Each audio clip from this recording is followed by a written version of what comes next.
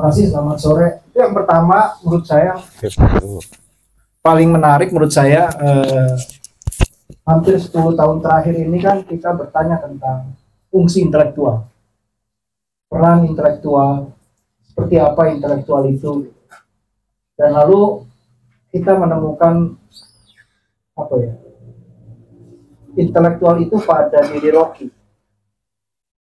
Bukannya baru sebenarnya Rocky menjadi intelektual, ternyata kalau kita cari jejaknya cukup panjang. Saya sendiri menemukan tahun 85, jejak pertama Rocky menulis di sebuah pers mahasiswa. Menarik menurut saya, judulnya itu Kekuasaan Negara. Tapi setelah saya baca, saya pikir bacanya harus terbalik judulnya ini. Kayak baca Quran gitu, dari kanan ke kiri, bukan kiri ke kanan. Kita harus baca sebagai negara kekuasaan. Jadi di tahun 85, di semester akhir dia kuliah, dia lulus kasihan. Dia tuh lebih repot ngurusin. Mungkin dia sudah lewat dengan pelajaran, tapi dia berusaha mempelajari state ini kayak apa sebenarnya. Dia merasa ada yang aneh dan perlu mendefinisikan itu. Nah, saya pikir dia itu memposisikan diri sebagai seorang intelektual generasi baru ya menurut saya. Di tahun 80-an, ketika generasi tahun 70-an udah mulai banyak di penjara dan bermain lebih banyak di belakang di organisasi-organisasi yang sifatnya, ya kita tahu saat itu LSM menguat begitu. Nah, Rocky muncul, jadi dia bukan hanya menulis, tapi dia juga ikut di dalam organisasi-organisasi para intelektual yang mulai sejak tahun 70-an awal merasa ada yang masalah dengan kekuasaan Orde Baru ini, ya. Nah, yang pasti kekuasaan ini jenisnya kayak apa? Itu menjadi diskusi panjang menurut saya sepanjang tahun 1970-an sampai tahun 1980-an. Nah, Rocky adalah orang yang berusaha mereview ya, setelah banyak peristiwa dari Malari sampai tahun 80 itu mahasiswa ITB ya, itu aksi. Nah, dia mereview kondisi ini dan kita bisa lihat dari sebuah esai pendek Kekuasaan Negara itu Rocky kemudian menulis kalau nggak salah 6 esai yang sangat panjang dan berusaha merumuskan apa yang disebut sebagai negara kekuasaan itu, Maksat itu ya. Nah, yang menarik adalah yang pertama dia tulis itu dia mereview justru perempuan. Dan kita ingat review pertamanya itu isu yang waktu itu memang naik ya. Dan 1 tahun sebelum Rocky menulis itu ada Julia Suryakusuma sedang riset di Garut, yang kemudian keluar sebagai tesisnya dia MA dan kemudian terbit dengan judul State Ibuism, Ibuisme Negara. Tahun 87 terbitnya itu. Jadi Rocky hanya beda 1 tahun ya menulis dan mereview yang suaranya sebenarnya sama. Itu Julia dengan Rocky bukan sedang menulis persoalan perempuan, tapi persoalan politik. Bagaimana negara menerapkan sebuah sistem kekuasaan terhadap perempuan gitu. Ya bukan soal perempuan ya, kesetaraan gender bukan, tapi bagaimana state itu mencari model politik ya. Karena itu disebut politik ibuisme negara gitu ya. Nah, setelah itu menurut saya Rocky garap 2 tulisan tentang Pancasila. Dikaitkan dengan hegemoni ya. Negara menggunakan Pancasila untuk melakukan hegemoni. Jadi tulisan-tulisan itu kalau saya baca saya nggak percaya Ali bilang itu nggak rumit. Itu esai yang menurut saya panjang dan ditulis dengan ambisi sebuah aktivitas akademik. 6 esai itu ya, semua punya ambisi akademik. Nah, dari 6 esai ini kita bisa melihat kemudian Rocky meluas ya, menggabungkan antara esai yang sifatnya panjang maupun esai yang sifatnya sangat akademik, bahkan ada beberapa menggunakan catatan kaki. Dan bahasa Rocky itu bahasa yang benar-benar akademik ya menurut saya. Lalu nanti kita akan melihat bagaimana evolusi Rocky itu di dalam tulisannya dia di pasca reformasi tahun 98. Terutama satu dekade setelah tahun 98, kita akan menemukan cara Rocky berbicara dengan cara Rocky menulis itu kayak gigi sama busi, dekat banget. Jadi dia sudah tidak lagi menggunakan narasi yang sifatnya akademik, tapi bahasa sangat pendek-pendek, tidak panjang begitu. Dan kemudian kita banyak menemukan istilah-istilah yang tadi Ali bertanya, ini apa sebenarnya begitu ya. Jadi dari bahasa yang sifatnya akademik, jadi bahasa yang sifatnya sangat propagandis. Jadi saya merasa Rocky itu berusaha berevolusi bagaimana pemikirannya dia itu menghadapi situasi. Kata-kata yang sifatnya akademik ini nggak bisa jadi peluru gitu. Ya, nggak bisa jadi pedang yang bisa cepat nebas, yang bisa cepat ngerobek, itu nggak bisa.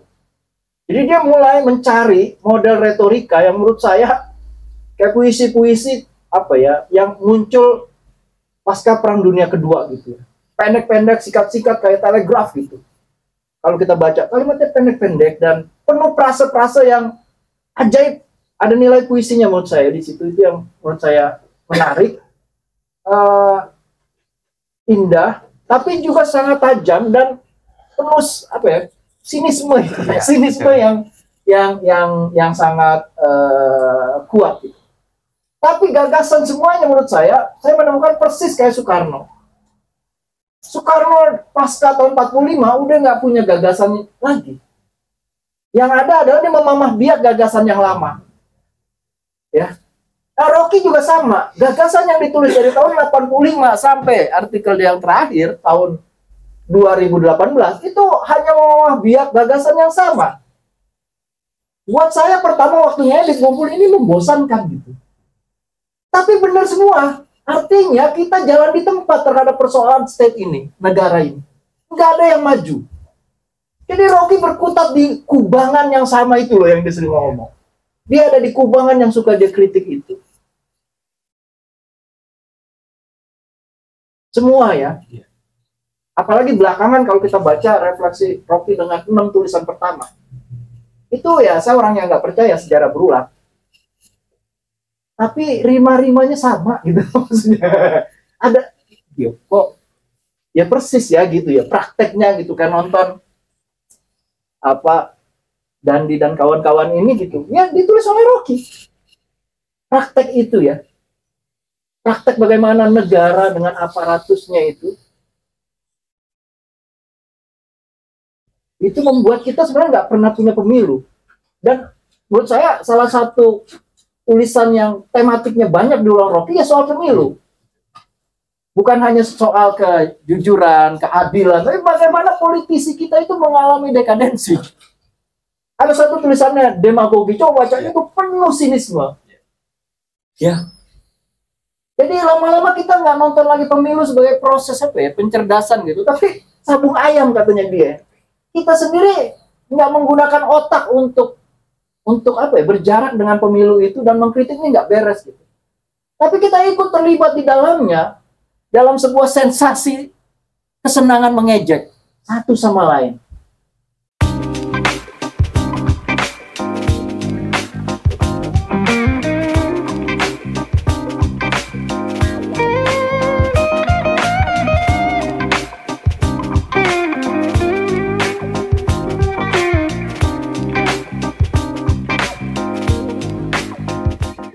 Jadi menurut saya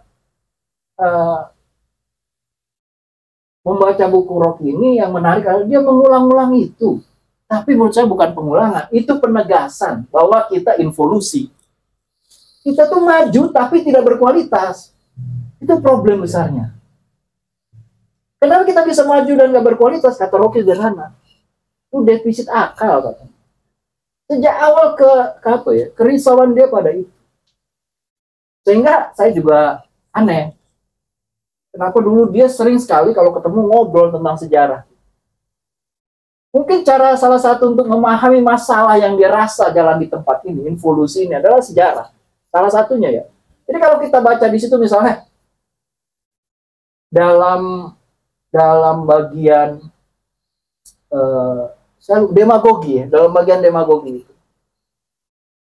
itu kalau kita nonton debat kemarin baca artikel demagogi itu kita bisa lihat gimana Rocky bilang dulu bangsa ini didirikan dengan pikiran-pikiran yang luar biasa, yang cerdas begitu, didirikan oleh mereka punya gagasan, punya pemikiran, punya karakter begitu ya, sebagai intelektual ya karena mereka membaca gitu kan. Nah itu dicontohkan dengan cerita Agus Salim. Cerita ini sering beredar, tapi cara Rocky naruhnya menurut saya menarik pada masa pemilu gitu ya, dalam artikel tentang pemilu. Haji Agus Salim kan ini yang pernah diejek waktu Agus Salim bicara di sebuah Fairhandring gitu, pertemuan akbar begitu. Mbe katanya. Terus Haji Agus Salim santai bicara dan kemudian berseloroh, saya sedang bicara dengan manusia, nanti kambing ada waktunya. Jadi dia nggak perlu begini-begini gitu loh. Nyarinya. Nah, itu maksud gue adalah itu Rocky menggambarkan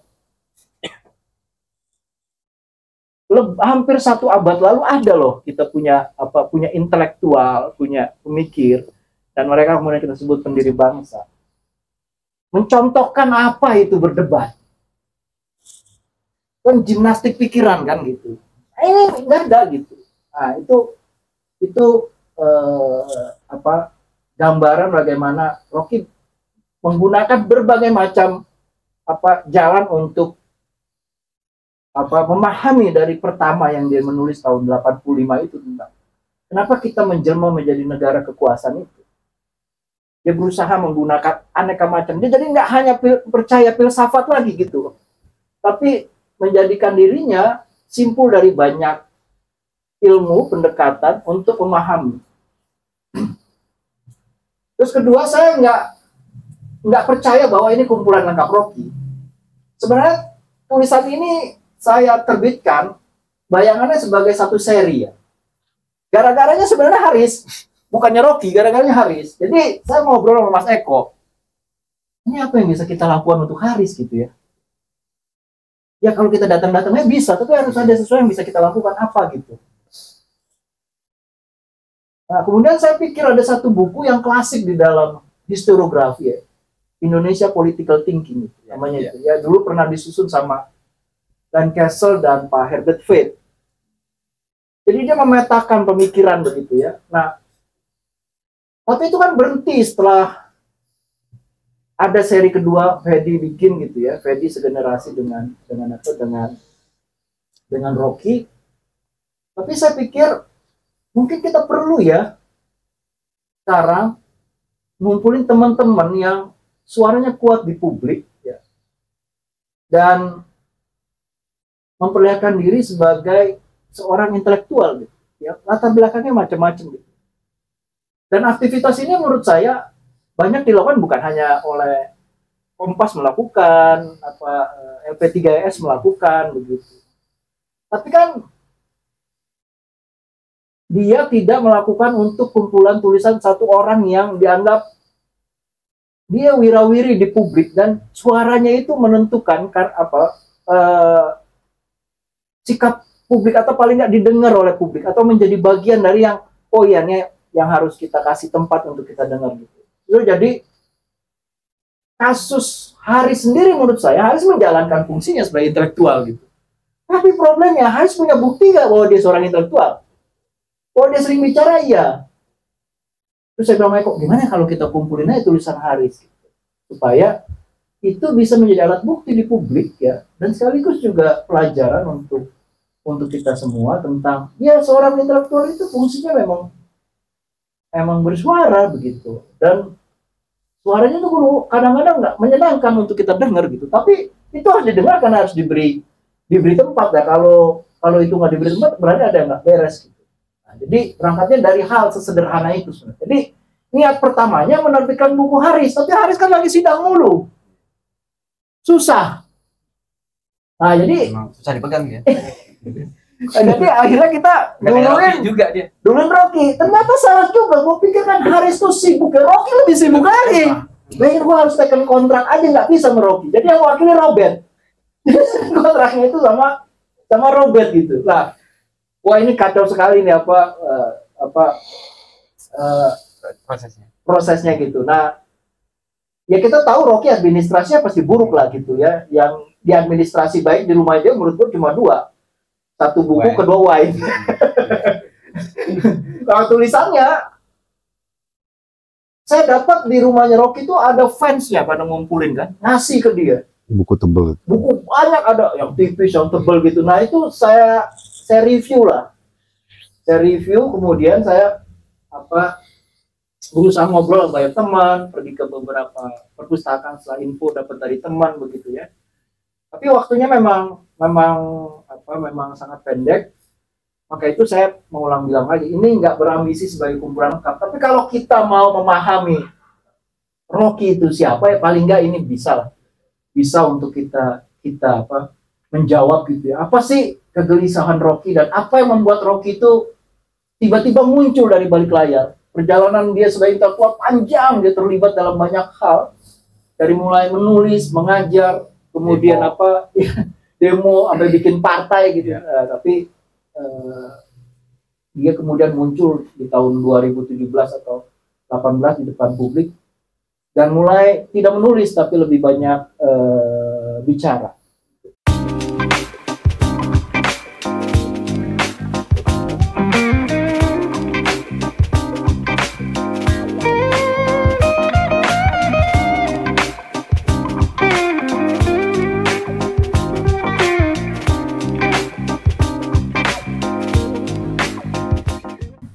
Karena dia ditulis berkali-kali, termasuk yang poin penting juga soal deinstitusionalisasi, kemudian ada soal kadal jadi capres. Itu 2 tulisan yang juga menurut saya menarik untuk masih relevan ya situasinya apa yang ditulis Rocky pada tahun sekitar ini tahun 2014 kalau nggak salah, pemilu-pemilu awal itu ya.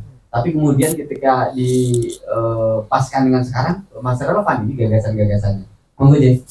Ya kalau itu yang saya katakan tadi, dalam 6 tulisan pertama Rocky itu dia langsung ambil posisi ya tentang fungsi intelektual, apa arti intelektual.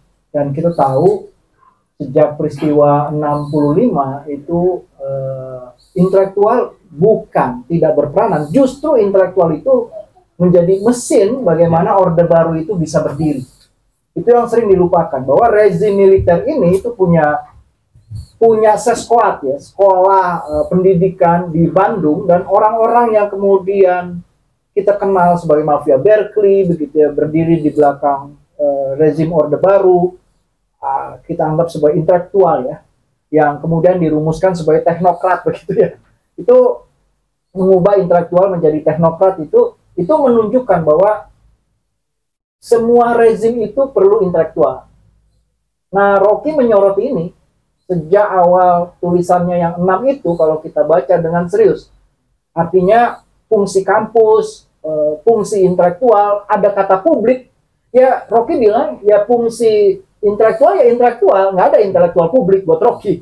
Intelektual adalah orang yang harus bersuara ketika proses politik untuk mencapai masyarakat yang adil itu mengalami pembusukan.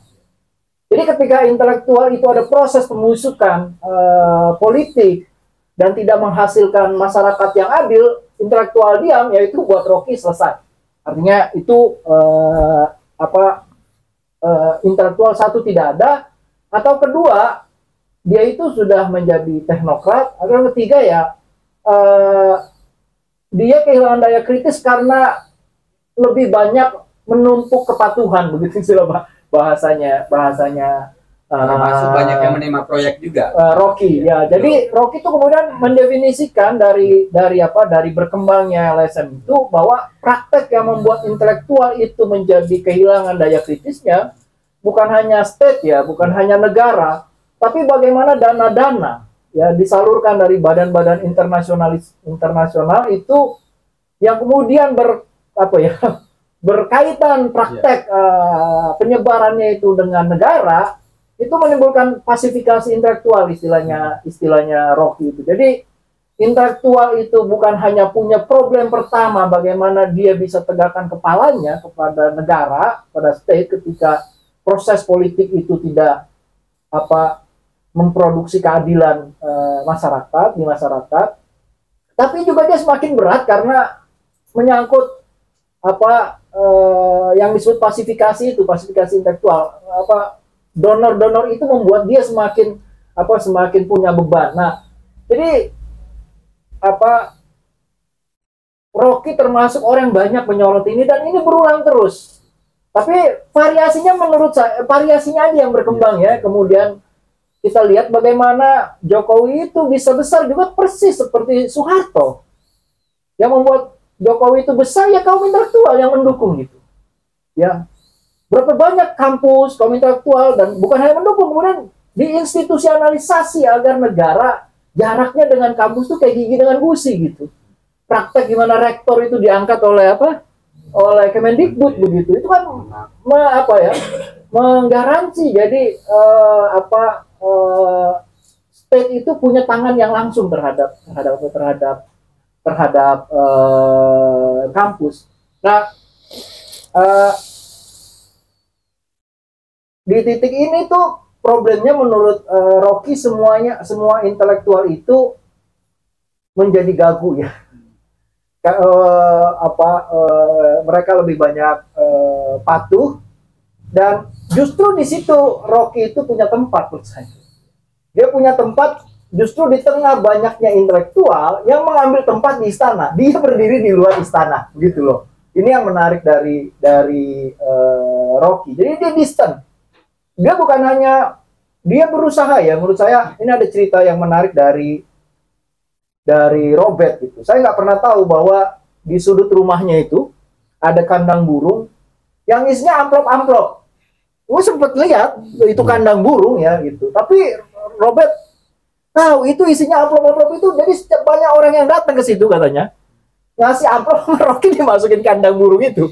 Oh dengar nggak cerita itu? Pernah dengar. Nah iya, jadi dia sabatikal berusaha begitu ya, sampai sedemikian rupa begitu sabatikal ya. Ada bagaimana dia yang banyak kritik tentang intelektual yang diam terhadap proses politik yang semakin jauh dari mencari keadilan buat masyarakat, itu bukan hanya dalam artian dia banyak bicara di depan publik, tapi semakin banyak dia bicara, semakin besar potensinya untuk didekati dan ditekuk. Jadi dia melakukan mekanisme itu yang menurut saya dari cerita Robert itu sampai ke hal-hal bukan hanya di publik ya maksud saya, tapi di ruang privat dia orang datang dan dia berusaha menjaga dirinya dengan praktek kandang burung itu. Praktek kandang burung itu. Nah, kira-kira kayak gitulah ya. Jadi buat Rocky itu nggak ada intelektual publik. Intelektual ya intelektual. Seorang intelektual itu ya harus menyuarakan keresahan publik yang tidak dapat keadilan. Intelektual yang tidak menyuarakan keadilan, ya dia bagian barisan dari orang yang sudah mencopot identitasnya sebagai intelektual dan menjadi pejabat non resmi dari negara. Kalau dari judul sendiri, kenapa kau pilih judul ini J daripada judul-judul yang lain? Karena khas dia apa? Pertimbangannya apa J? Misalnya kan saya cari di judul ini nggak ada, tapi yang mirip-mirip banyak. Ya sekali lagi sebenarnya judul itu lahir dari bacaan ya, dari seluruh artikel dan tulisan Rocky itu muatan terbesarnya ada kegelisahan dia bahwa dia harus mencari obat untuk mengobati kedunguan ini. Bagaimana republik yang didirikan oleh para pemikir yang hidupnya punya cerita dengan buku gitu ya, dengan bacaan yang luas begitu, kita gimana bisa bertahan sebagai republik kalau kita tidak mewarisi pikiran itu gitu. Jadi kegelisahan di buku ini adalah kegelisahan Rocky itu artikel terakhir sebelum yang tahun 2018 judulnya itu surplus fanatisme, defisit akal. Iya. So, jadi kalau kita baca tulisan dia yang 6 pertama itu, terutama setelah resensi bukunya Richard Robinson, untuk itu bagian dia untuk memahami sebenarnya yang tulisan pertama ya tentang negara, kekuasaan negara atau negara kekuasaan itu. Dia, dan waktu itu memang itu buku klasik ya, Richard Robinson ya, yang mau mendekonstruksi pendekatan yang lebih banyak ke Ben Anderson ya, bahwa harus memahami dalam konteks kebudayaan. Buat Rocky ini kayaknya nggak bisa dipahami dalam konteks negara Jawa begitu ya. Banyak kritik soal nasionalisme juga. Ya, ya. Nah, jadi pada tulisan Rocky yang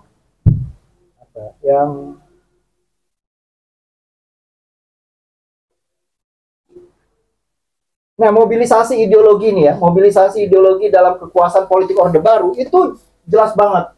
Rocky mempermasalahkan intelektual itu bagian dari aparatus state gitu, aparatus negara, dan proses deideologisasi itu ya. Dia bilang itu kalau kita baca tulisan-tulisan selanjutnya kita bisa ketemu bahwa proses terbesar dari Orde Baru itu persis proses kolonial. Dia proses pembodohan masyarakat luas begitu ya. Nah, karena itu buat saya judul yang paling pas ya obat dungu resep akal sehat itu. Jadi ini tawaran Rocky sebenarnya dari seluruh pembicaraan dia ya sederhana. Mari kita bebaskan diri dari proses pembodohan ini. Dan dia ingin menjadi bagian dari proses itu ya.